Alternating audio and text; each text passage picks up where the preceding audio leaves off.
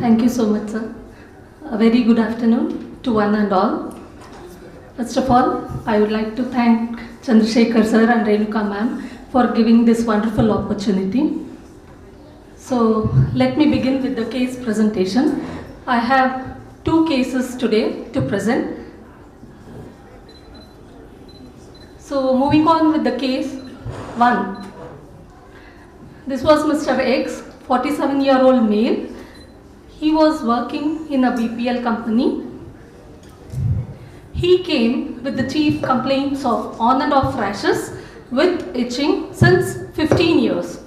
There was an episode of viral fever in September 2024 that was 1 month back before he could see me, and following which the rashes had aggravated and there were eczematous, there were dry scaly in nature, and there was fluid oozing out from the rashes all over the body in few areas. He also complained of redness of eyes since 1 month. Moving on to the history of presenting illness, the rashes which were there since 15 years, which used to come on and off, which had aggravated since 1 month, they were present almost all over the body, on the face, including scalp, earlobes, neck, back region, upper limbs and lower limbs bilaterally. And the rashes had various presentation.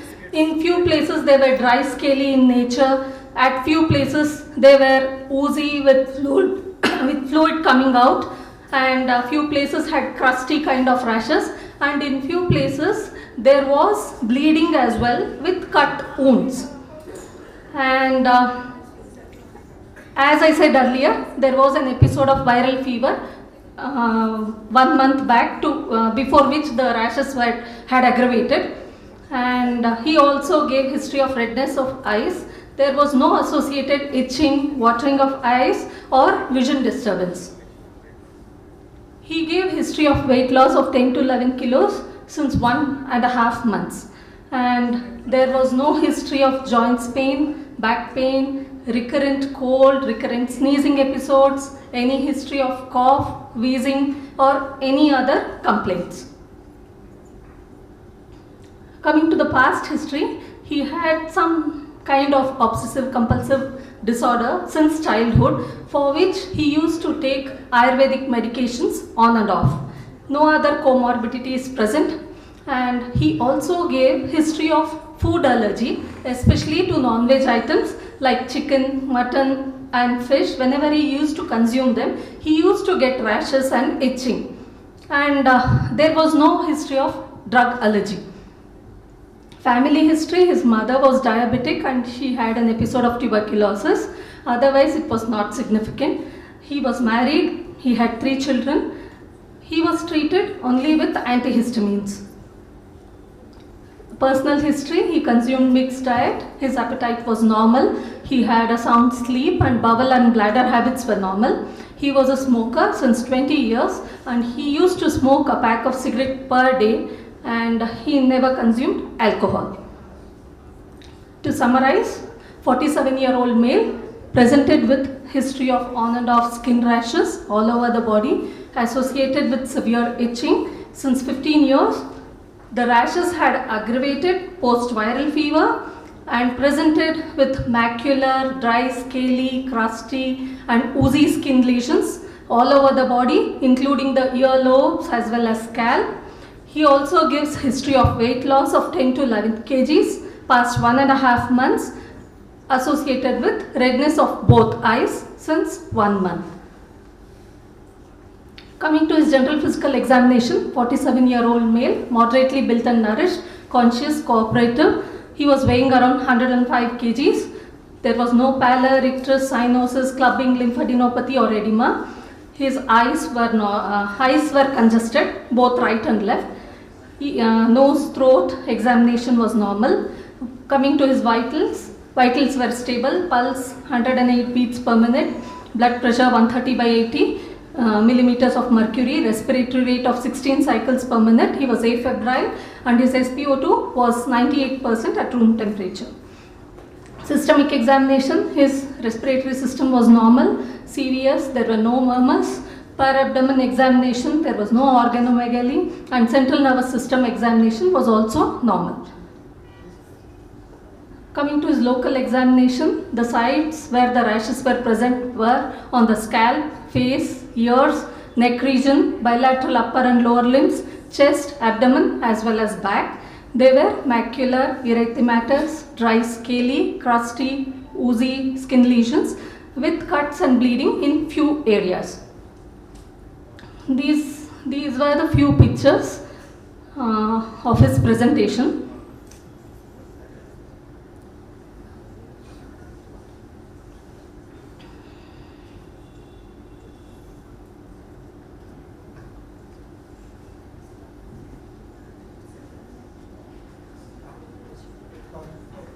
Any comment? Or anybody from the audience who can suggest some diagnosis? We go to that. Ma'am, was there any history of urogenital ulcers? No. And the eye was red and painful? No, there was no pain. It was just redness. There was no itching, no pain, And no vision disturbance. The redness was lasting for how long? Like 1 month. It Continuously? was on and off. It was not continuous. On and off. Any B symptoms? A loss of weight was there, sir. Sir? No, no, Muscle pain, muscle weakness? no. No joints pain, absolutely. No myalgia, no muscle weakness. So far, I can only think of that he was taking Ayurvedic medicines. Yes, sir. Yes, since very long time he was taking. Could be some metal poisoning. That's one possibility. Could be, sir. Like we, And the second possibility I can think of is he was taking red meat. sir. So alpha gal sensitivity. Red meat.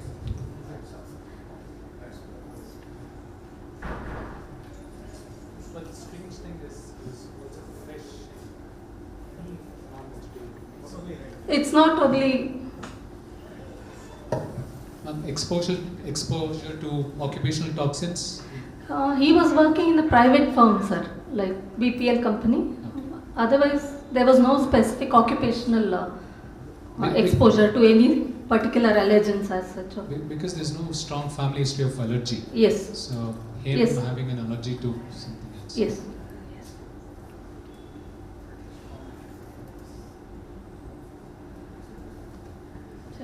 The fever, viral, whether it was viral or anything else, we don't have any information about it. Yes. Yes. Even if I consider an episode of fever just transient with a few endothelial dysfunction during that episode, might have aggravated the appearance of a rash rather than either triggered it or anything Yes. to do with his long-term illness.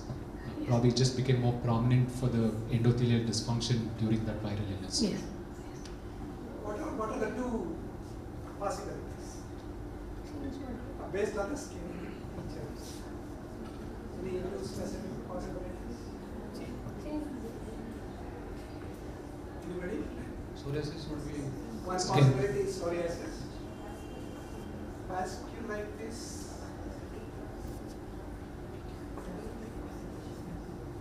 But the desquamation, can you explain? Please explain.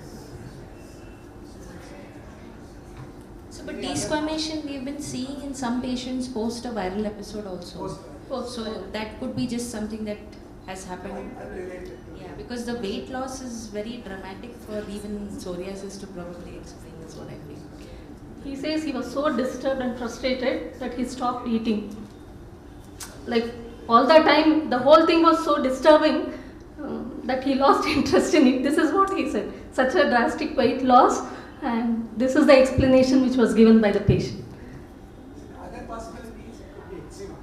Adult onset atopic dermatitis. Pardon? Adult onset atopic dermatitis. Yes. Yes. Because one dermatologist in our group. Yes, that's right.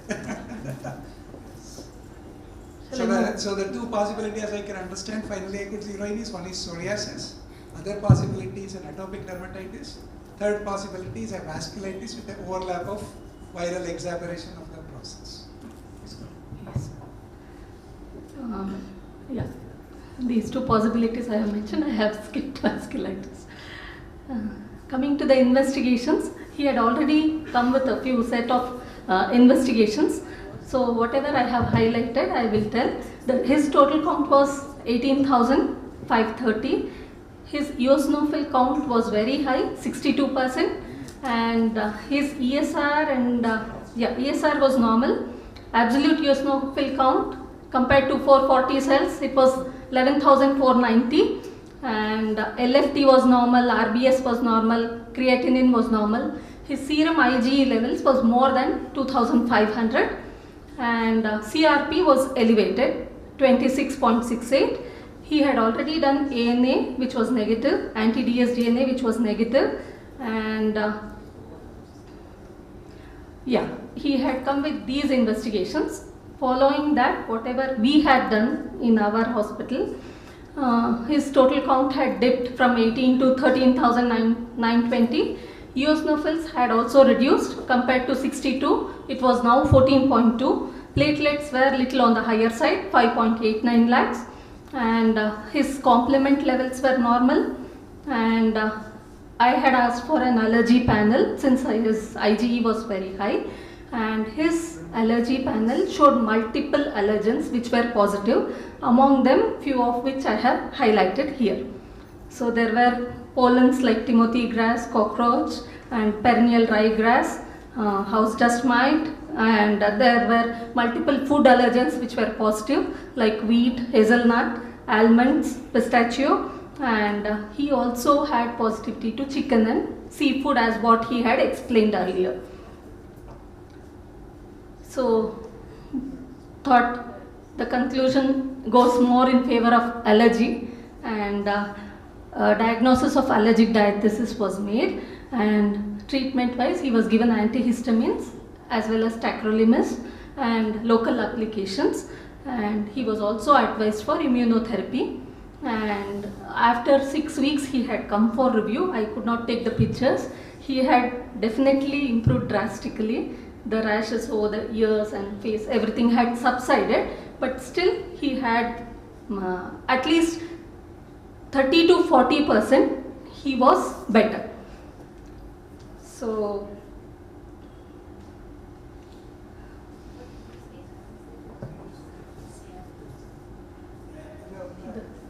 this is a case we look a little differently from the immunology perspective.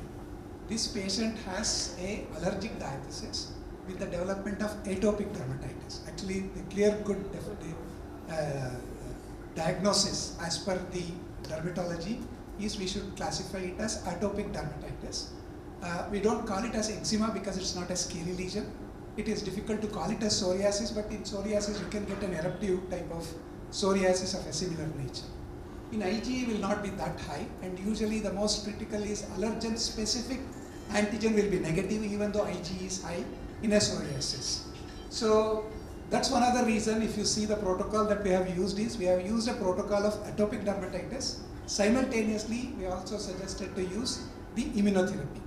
Tacrolimus is added as a part and parcel of atopic dermatitis. His quick response is to tacrolimus.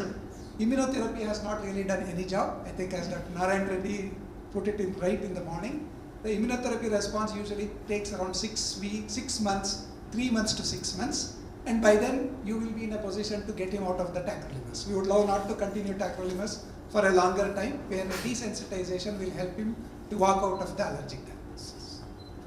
So we do TAC levels, let's say this patient, because just the previous TAC level, usually to avoid the cut the cost, what we do is going up to 4 milligrams. Normally we don't go for a tacrolimus level. If we cross 4 mg or we find any signs and symptoms of tacrolimus adverse event, that's a place where we do tacrolimus levels.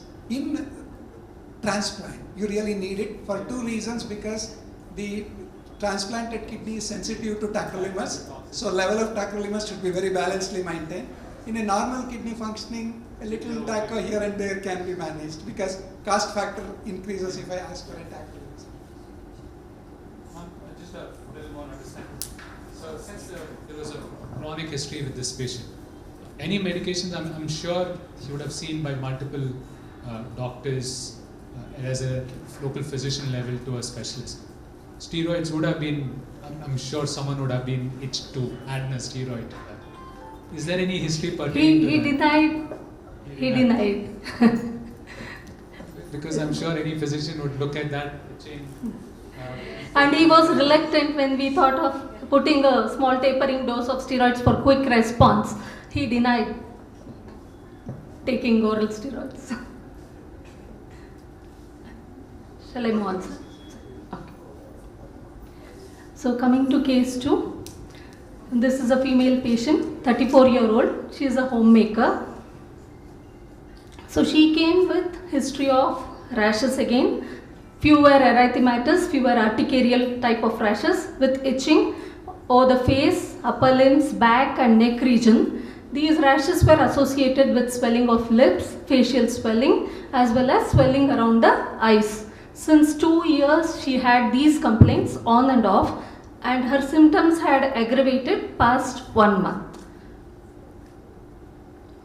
So presenting illness, erythematous and urticarial rashes on and off since 2 years, aggravated past 1 month.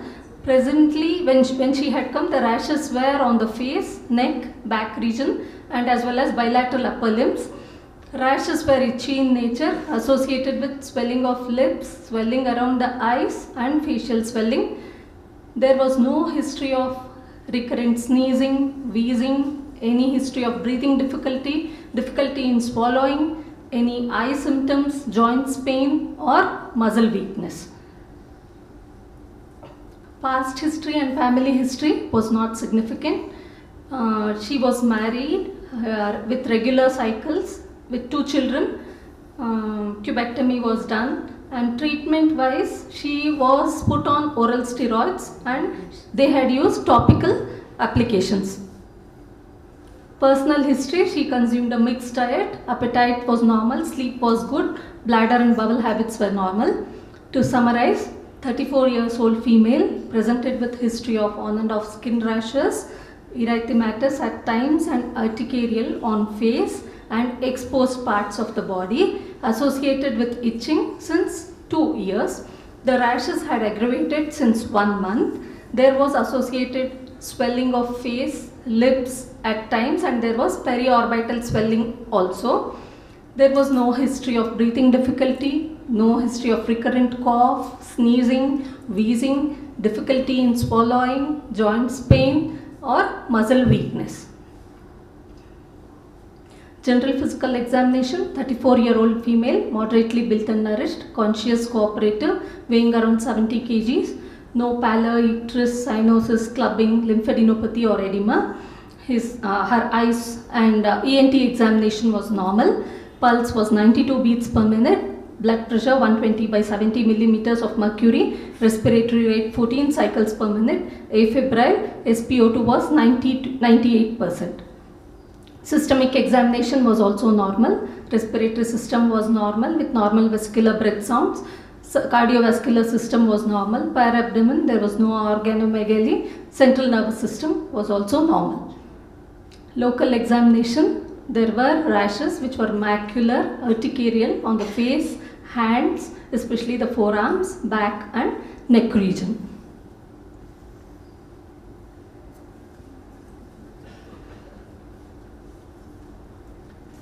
All rashes were on sun-exposed areas. Polymorphic light eruptions can be one of the reasons. Because they also have polymorphic means they can present as urticarial rashes also. Yes. Or Yes. maybe heat-induced urticaria that can. Yes. Yes.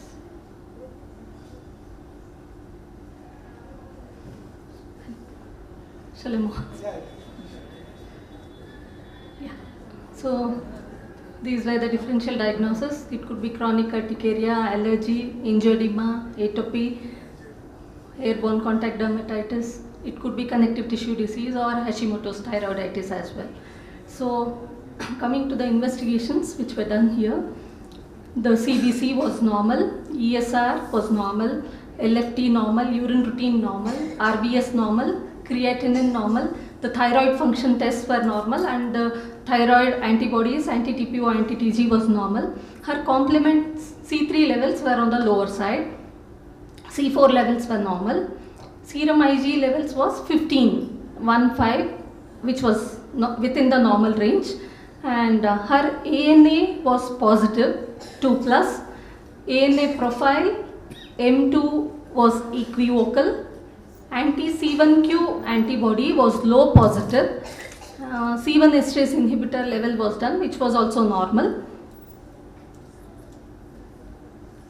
Yeah, with these set of investigations and the presentation, probable diagnosis of anti-C1q associated vasculitis or could be cutaneous lupus was made, and she was started on oral steroids, hydroxychloroquine, methotrexate with calcium and vitamin D supplements.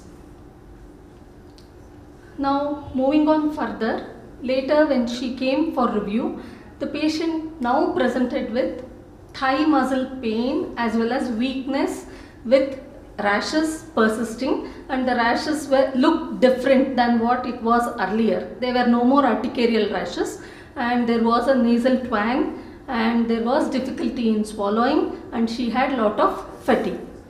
So again, based on her symptoms, when investigated, her CPK levels were on the higher side, 2675. Her SGOT had increased to 59, and SGPT also was increased, 107. Based on this, myositis profile was sent, which showed TIF1 gamma antibody, which was positive.